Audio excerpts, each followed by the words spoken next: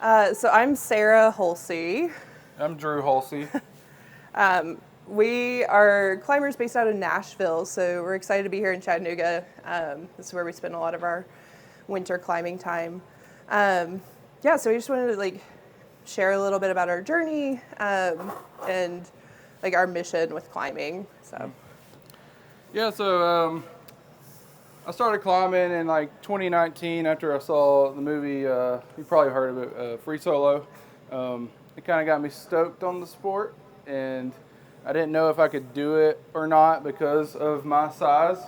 So after seeing the movie, I got the guts to go to a gym and see if I could do the thing. I googled can fat people climb? Because I didn't know. I never seen a person like me on a rock face. And there's, it's not really shown bigger folks out in the outdoor spaces. It's all usually jacked up dudes and macho energy, and I didn't know if I was going to could be part of that. So I went into a gym, and they're like, yeah, ropes can hold, and I've been climbing ever since, and it's kind of like the start of the journey, but it's become so much more for me and Sarah. We've actually built a community of kind of bigger folks, plus size folks. We found our people, so yeah. I'll let Sarah tell her side of the story.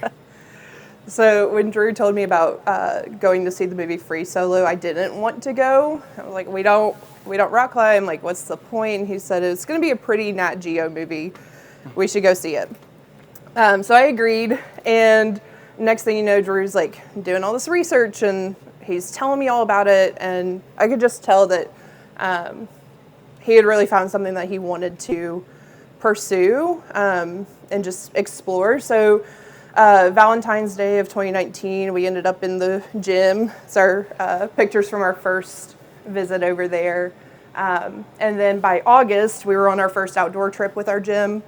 And then by November, we were in the red by ourselves for the first time. So we definitely fell into climbing at the perfect time for us. We were within a year of our marriage, and just looking for ways to get outside and to connect with other people in ways that we hadn't had access to before. So next thing you know, we're Drew's starting to post on social media. Shortly after our first trip to the gym too. The only person that we saw that was similar to us was Jeremy Arntz. He goes by Sleepy Climber Pete on Instagram, and seeing somebody else that was our size gave us the confidence to say, okay, we're actually capable of doing this. And there might be more people that don't know that they can do it as well. So. Yeah, and that's kind of led to I guess my quote unquote platform. Me talking about my experience as a fat guy in the outdoors has led to like I said earlier, finding a community.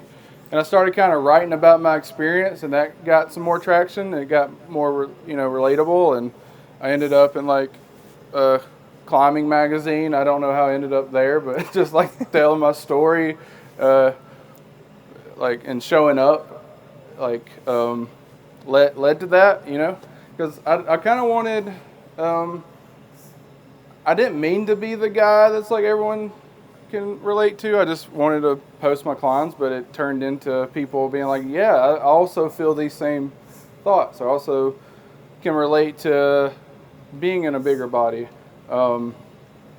Because we always think of the idea of I come first so others can go second, I'll take the blunt of it all so other people can be comfortable in this sport. And that's what it's led to. So, we ended up, I wrote an article for, I think it's now Outside Magazine. And that gained a lot of traction, and that also led to me and Sarah ended up in a Patagonia catalog randomly. You never know what you can do, or you never know when you start something how big it can get. But if you got the drive and motivation to keep going, you can take it as far as you want it to. Sweet. So through this process, like Drew's formed relationships with a couple brands and has started being able to do clinics at festivals. And those have been such a cool experience for us to work with climbers who are either new to outdoor climbing or at festivals and don't necessarily like want to learn trad climbing or like how to do like mindset clinics and all this. So we started hosting Climbing is for Everybody clinics just to offer a safe space for people to explore the sport and not feel the pressure to have to perform at a certain level.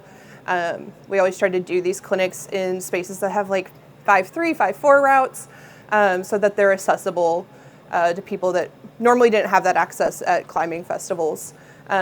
So yeah, we've hosted several over the years, like through events and then a couple on our own. And every time we just come away and we're like, we never expected our life to look like this. And so we're always grateful for the opportunity to form those relationships with newer climbers and just to like get to know some people that we've known online for a few years too. So, yeah, so through all this, like Drew mentioned the gift of going second, which is a principle that we really love. We both are in the mental health field and have wanted to find a way to like connect our worlds of helping others and climbing. And so that looks like us like making ourselves vulnerable. And people are jerks a lot of times on the internet, behind like private accounts. But that just like fuels our fire more to see that people still have these opinions. Like we're in a spot that it doesn't feel personal to us anymore. And so we'll read the comments, we'll delete them, and we'll block them because they don't, if they're going to hold those opinions, like we're not going to change their minds overnight. And we don't have to subject ourselves to that. And we also see our platforms as like other people come to look at our pages to find inspiration, and we don't want people to see that as well. It can be harmful to them. So yeah, some people are like, I'm just worried about the rock breaking. Well, it's been here for centuries. It's probably okay. And like people say like fat rock climber is kind of an oxymoron, but if your body is able to climb, like you're a climber. Like if you're going up the rock, you're a climber. So yeah, we've got like some pictures from our trip to the Red. We got to go up some Flatiron or El Camino Royale in the Flatirons last year, and I can't remember what that one looks like. It's a little pixely up here. Yosemite. Is that, yeah, so Drew got to climb his first multi-pitch in Yosemite last year as well. So climbing has taken us so many places that we didn't expect to be, and to meet so many other people that we didn't expect, so. Yeah, and I just want to show like also that like moderates, 5.3s, 5.4s can just be as adventurous and sketchy as like climbing 5.13 multis, you know. But also it can be just as fun and you're out doing the thing, you know.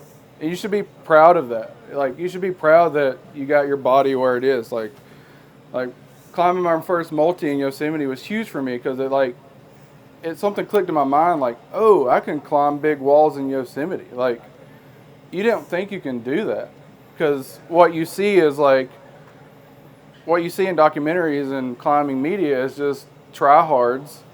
No hate on the tryhards, you know. Like good for y'all, but like the general public can go have fun on these rocks too. You know, you don't have to just be the stereotypical climber. And this is some of the best moments of my life for like dangling on these off a rope on these like 650 feet 5.2s. Like it's so fun, and that needs to be shown more because it would grow this sport, I think. You know, there's so many fun V0s out in that field. Like go climb them, go have fun. This is what it's about. It's not about, you know, how big your ego can get, you know. Yeah. It's just about the community and, you know. the camaraderie within this space. And this is a great festival for this because it's like we're all just here doing the same thing, and we're all climbers, and no matter what level you're at, you're doing the thing. Yeah. Yeah. Mhm. Woo! Yeah. So something that I always encourage people to look at, whether that's like with my clients that I'm doing therapy with, or just people that we're talking to in general, is to diversify your like social media feed specifically. If you're only seeing people who are trying the hardest routes in the world, or are, you know, constantly training, and like that's like inspiring, yes, but also it can really get us in a weird headspace. So finding people who don't look like you, people who are different sizes than you, who are also engaging in adventurous sports has been one of the best things that I've done for my social media feeds, for my own personal health, but also, yeah, I just love to encourage people to do that as well, so that you can encourage your friends and other people you may come across that, yeah, they have the ability to do this as well. It's not reserved for a certain specific type of person. So, yeah. Anything else?